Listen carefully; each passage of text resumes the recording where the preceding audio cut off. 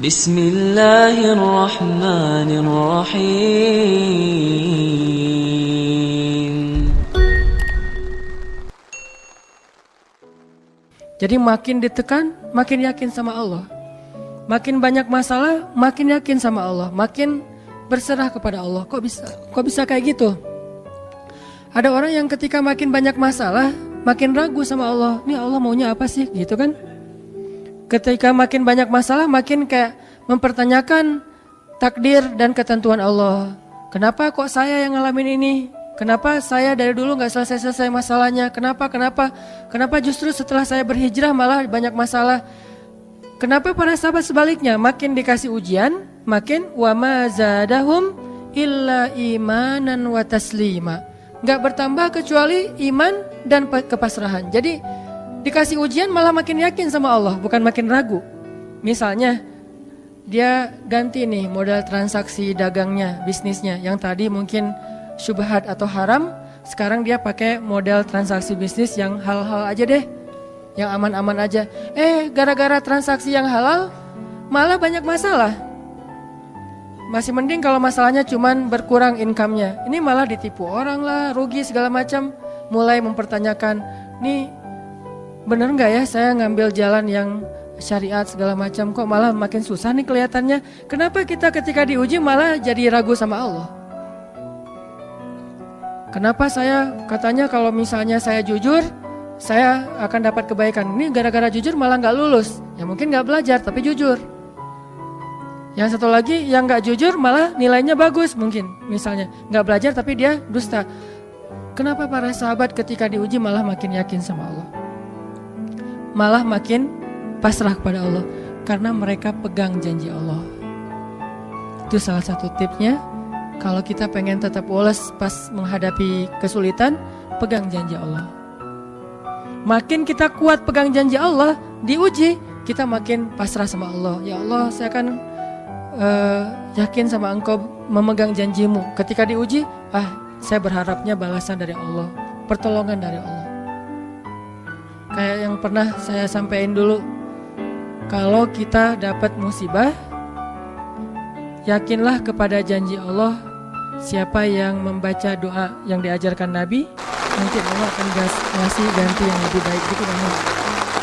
Allahumma ajurni fi musibati wa akhlif li khairan minha. Ya Allah, beri saya pahala dalam musibah ini, beri saya ganti yang lebih baik darinya. Kalau kita pegang banget dengan janji Allah lewat doa ini, kita ketika dapat musibah setidaknya gak akan panik habis-habisan, gak akan putus asa dalam menunggu pertolongan Allah. Setidaknya kalau gak bisa woles-woles amat, gak bisa tenang-tenang amat, minimal gak panik habis berlebihan. Kalau musibahnya musibah kematian, gak bikin kita meratapi kematian. Kenapa? Kita pegang janji Allah SWT. Makanya kan ada cerita seorang ayah yang diberi musibah dengan wafat 2 orang anaknya. Anak laki-laki pertama meninggal. Dia bilang innalillahi wa inna ilaihi rajiun. Anak laki-laki kedua meninggal. Dia bilang innalillahi wa inna ilaihi rajiun. Semua ini milik Allah. Allah yang memberi, Allah juga yang mengambil kembali. Suka-suka Allah, pasrah gitu. Nerima, ridho dalam bahasa agama. Bukan ikhlas ya. Kalau ikhlas itu dalam bab ibadah. Kalau dalam bab takdir namanya ridho. Raditu billahi robba. Saya ridho deh dengan ketentuan Allah, itu namanya ridho. Bukan yang ikhlas ya. Ikhlas apaan? Orang gak lagi ibadah kan? Lagi ada musibah. Jadi bukan yang ikhlas ya, bukan. Tapi yang ridho ya. Kalau mau lebih tepat nih, tapi gak apa-apa deh, pakai bahasa kita aja. Tapi kalau mau lebih tepat maknanya, yang ridho ya, sing ridho ya gitu. Bukan sing ikhlas. Karena ikhlas itu ibadah ritual. Nah, dia ridho tuh. Innalillahi wa inna ilaihi rajiun. Innalillahi wa inna ilaihi rajiun. Yang ketiga, meninggal juga. Dan dia mulai agak ragu nih, kok gini-gini amat ya. Suatu malam dia bermimpi 2 anaknya itu, dalam mimpi itu ayah ini mau jatuh ke sebuah jurang yang di bawahnya api, kayak api neraka gitu. Ditarik sama 2 anaknya, cuman gak kuat. Kata mereka, seandainya adik ada di sini pasti bisa narik nih, bisa nyelamatin ayah. Kalau adik ada di situ. Kenapa cuma 2 yang nolong? Karena 2 itu yang dia ridho, yang satu lagi nggak ridho. Akhirnya cuma 2 orang yang bisa nolong dia di akhirat. Bangun dari mimpi dia sadar, oh ternyata justru Allah pengen nolong dia di akhirat dengan musibah itu. Dan buat anaknya juga kebaikan nanti di akhirat masuk surga. Akhirnya dia bilang innalillahi wa inna ilaihi raji'un. Astagfirullahaladzim.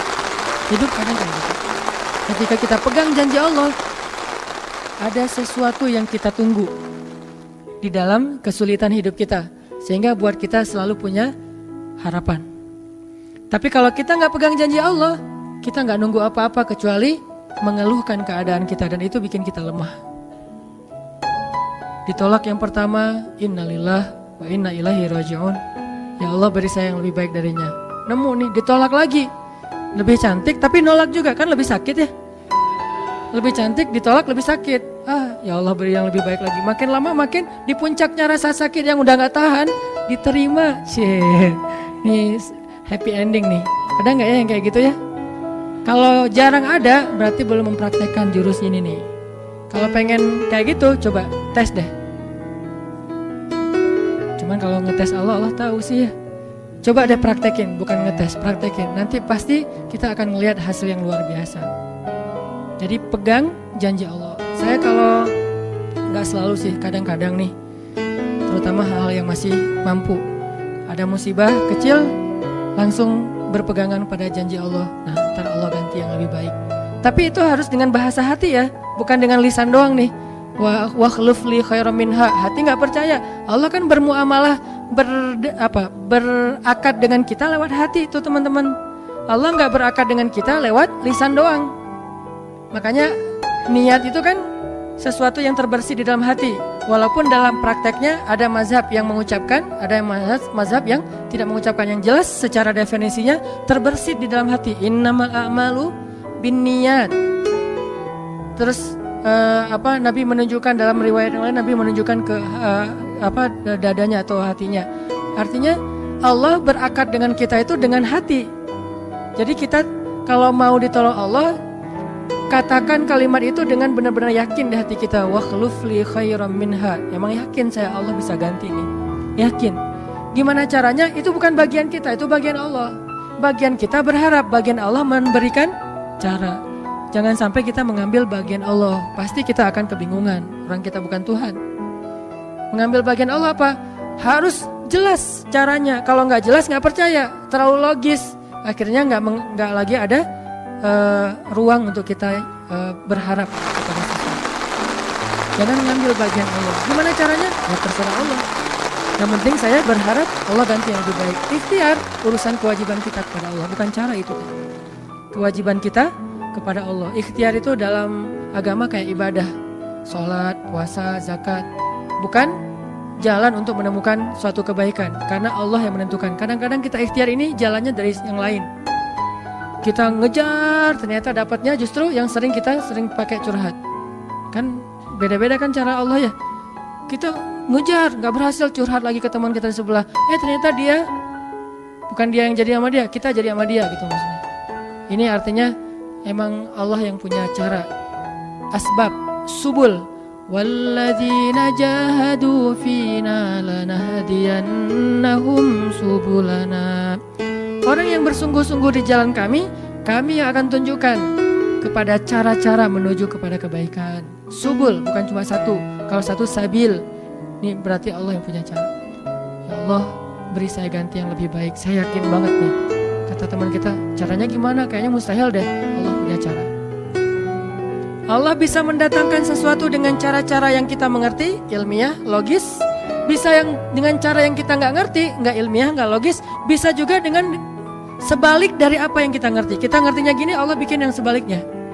Allah punya banyak cara. Contoh, Allah mendatangkan kita, melahirkan manusia itu dari pasangan ayah dan ibu. Ilmiah, logis, bisa dijelaskan secara keilmuan. Tapi Allah juga bisa mendatangkan seorang anak tanpa ayah seperti Isa dari rahimnya Siti Maryam yang suci. Atau bisa juga mendatangkan seekor onta bukan dari induknya tapi keluar dari batu seperti ontanya Nabi Solih. Allah bisa mendatangkan segala sesuatu dari cara-cara yang yahtasib aula yahtasib. Yang kita mengerti atau kita tidak mengerti. Makanya Allah mengatakan wa yarzuqhu min haitsu la yahtasib. Allah kasih rezeki dari jalan haitsu la yahtasib, yang gak pernah kalian duga. Berarti kalau masih keduga, bukan itu jalannya. Bisa sih kayaknya jalan ini, bukan itu. Bisa sih ini, bukan itu. Terus jalannya apa? Yakin, itulah jalannya. Allah yang akan mendatangkan dengan surprise. Kayaknya surprise itu lebih seru sih. Dan surprise Allah itu emang pasti. Kalau surprise teman kita pas kita ulang tahun, kenapa ya hari ini kok biasa-biasa aja ya, gak ada yang ngucapin, gak ada yang ngasih hadiah misalnya ya. Kita masih berharap, mungkin mereka pengen ngasih surprise. Nanti malam-malam tiba-tiba saya masuk ke rumah, saya buka pintu rumah saya, tiba-tiba orang udah ngumpul semua di dalam rumah, terus ngasih surprise happy birthday gitu, balon segala macam, gitu-gitu deh. Bisa. Tapi apakah itu terjadi? Belum tentu. Pas kita pulang ke rumah udah siap-siap gitu. Gua mah gak akan kaget lah, yang gitu-gitu pasti udah disiapin. Buka pintu, ngelihat ke dalam, jalan pelan-pelan, nyalain lampu, kosong, gak ada siapa-siapa. Manusia bisa gitu banget kan? Teman kita atau pasangan kita berpikir, pasti dia ingat lah, nggak mungkin dia nggak ingat hari jadian kita atau hari putus kita terus jadian lagi, atau hari lahir lah minimal, pasti dia ingat. Tapi belum tentu dia bisa ngasih kita surprise seperti yang kita harapin. Kalaupun dia ngasih surprise, kadang-kadang kado atau hadiahnya itu nggak seperti yang kita harapin, biasa-biasa aja ternyata. Mungkin dia lagi nipis keuangannya, nggak punya modal apa-apa, ya udah ngasih apa yang ada aja, pulpen, permen. Nah, Allah nggak gitu. Allah kalau ngasih surprise itu benar-benar ngasih dan buat kita benar-benar ngerasa beruntung kalau kita percaya. Makanya berakatlah dengan Allah lewat hati. Hadza ma wa'adanallahu wa rasuluh wa sadaqallahu wa rasuluh. Benarlah Allah dan Rasul. Hasbiyallah atau apapun ucapan-ucapan belief, termasuk wakhluf li khairam minha, beri saya ganti yang lebih baik darinya. Tapi kita berakad itu dengan hati. Allah tunjukin tuh. Ini yang bisa bikin kita sedikit lebih tenang atau banyak bisa dapat ketenangan kalau kita dalam kondisi yang sulit. Kalau diuji dalam hal-hal yang kayaknya mentok gitu, mau kemana lagi nih, mau gimana lagi nih, mau apa lagi nih, kan gitu kan? Udah nggak tahu lagi mau gimana, mau kemana, mau apa, mau siapa lagi nih? Kayaknya semua yang di list reunian udah ditembak satu-satu, gagal semua.